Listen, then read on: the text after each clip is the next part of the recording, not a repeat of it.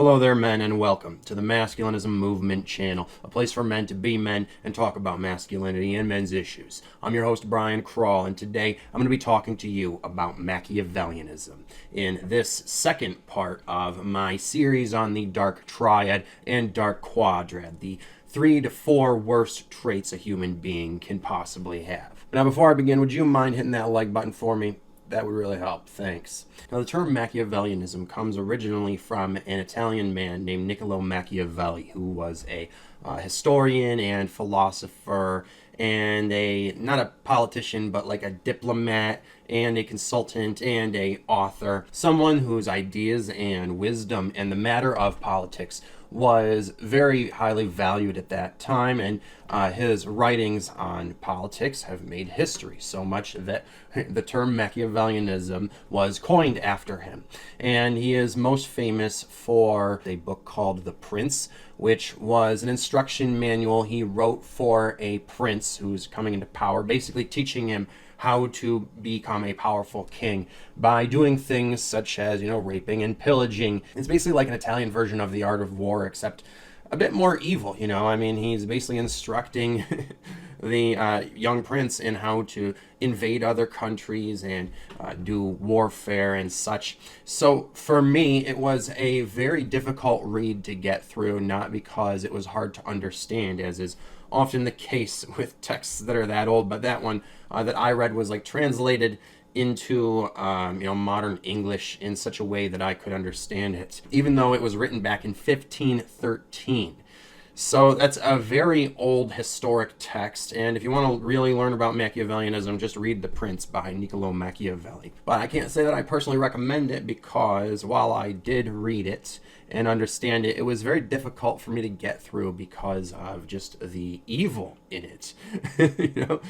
Some of the things that it was saying to do were just, very hard for me to read. And since I'm not an expert in Machiavellianism today, I'm going to be teaching you about it by reading you a few articles about it written by actual experts. And if you would like to read along, the links are there below. Now, the first is an abstract from a study called The Nature of Machiavellianism, Distinct Patterns of Misbehavior, from the American Psychological Association's PsychNet website. So the abstract here says Machiavellianism is a personality trait designed to assess dispositional agreement with the influential philosopher Niccolo Machiavelli. Christian Gase in 1970 noticed that there were stable individual differences among individuals who agreed versus disagreed with Machiavelli's ideas. These observations were developed into formal theoretical arguments, assessments, and research on the construct that came to be known as Machiavellianism. Machiavellianism has traditionally been associated with the darker side of human nature. Paul House and Williams in 2002 is cited there. Machiavelli's philosophy and the dispositional tendencies with which it aligns facilitates antisocial methods of goal attainment. Often these tendencies are associated with greed and selfishness, which are justified through rationalizations surrounding expediency and bottom-line goals. Machiavellian individuals may be useful under the right circumstances. Although they may find ways to get a job done where others could not, Machiavellian individuals are ultimately self-interested and open to unethical behavior. So basically what it's saying there is Machiavellians can tend to be manipulative and to be antisocial in their behaviors, which means doing behaviors that do not have the best interest of others in mind or are even harmful to them. So, while they may be able to have a certain level of business skill because of their Machiavellianism, it's not really a good risk to take dealing with one, because of the fact that they could throw you under the bus at any time. Now, let's move on to an article written by Dr. Dale Hartley, PhD, who's written a book on Machiavellianism, and this article as well for Psychology Today called Meet the Machiavellians. These master manipulators are natural con artists and dangerous companions. This article says Niccolo Machiavelli, who lived from 1469 to 1527, a political philosopher and author of The Prince, wrote, quote, "A wise ruler ought never to keep faith when, by doing so, it would be against his interests." And A prince never lacks good reasons to break his promise. See, this is what I'm talking about. The second one is the one I didn't like. Obviously not the first one. I've found that, you can't keep faith when it comes to certain beliefs, like religious or political beliefs, if they start to go against your best interests.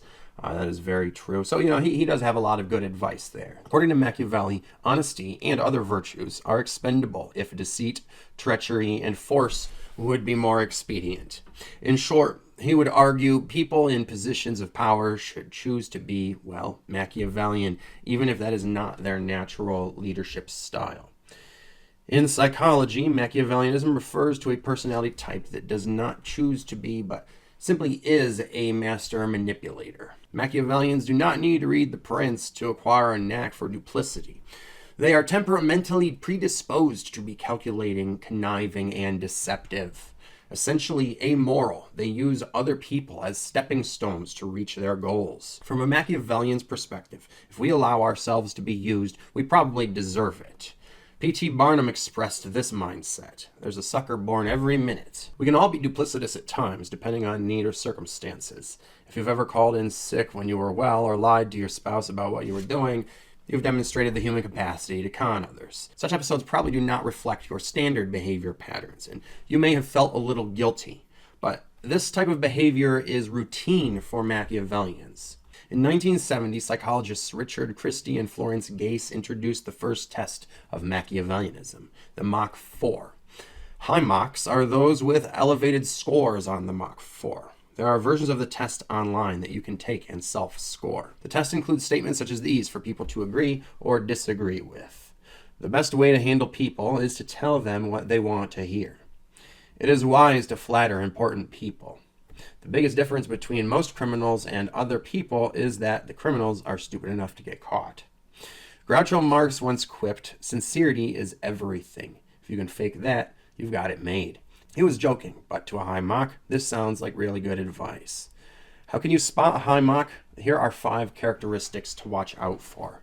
1, they function best in jobs and social situations where the rules and boundaries are ambiguous. Like women do.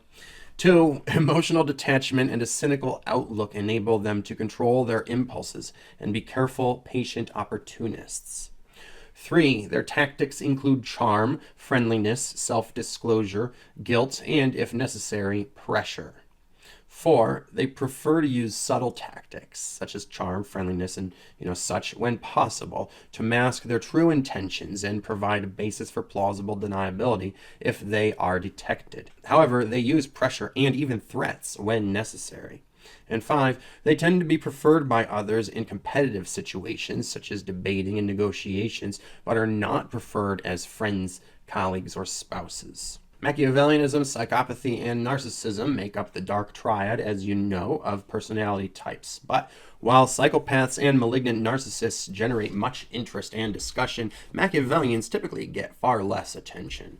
Machiavellian behavior, however, is typical not just of the high Machs, but of narcissists and psychopaths as well. But now finally, I'd like to go over some more of the signs and behavioral traits of Machiavellianism, which I have found at mindhelp.com. Some signs of Machiavellianism are that the person is only focused on their own ambition and interests. They prioritize money and power over their relationships with people. They come across as charming and confident. They exploit and manipulate others to get ahead. They lie and deceive whenever necessary. They use flattery often. They lack in principles and values. They act aloof or really hard to get to know. They are cynical about goodness and mortality, and capable of causing others harm in order to achieve their means. Some of the behavioral traits of Machiavellians are calculating and being strategic, hot and cold emotions when it comes to things like empathizing with you and such, possessing what is called, I think it's pronounced alexithymia, which is basically an inability to understand and name their emotions. something that I believe sociopaths have as well. And then they also have certain inhibitions and tend to be very withdrawn. And, that, of course, is when they're going to be going off and doing all of their plotting. And while I've talked a lot on this channel about how manipulative women are when it comes to business strategizing and politics and such, there's a lot of Machiavellian men out there in the world who are very successful in those fields because of their Machiavellianism. So this is something you need to watch out for, not just in women, but in men as well, who you work with or may even consider to be a friend or, God forbid, a family member. So make sure that you look for those signs and cues. Watch out who you get close to and be careful whenever you detect any sort of Machiavellianism or any of the other manipulation tactics that I've taught you in the 2 videos prior. If you didn't see those, be sure to check those out. The link is there below. That is really important, especially the video I did on gaslighting as well,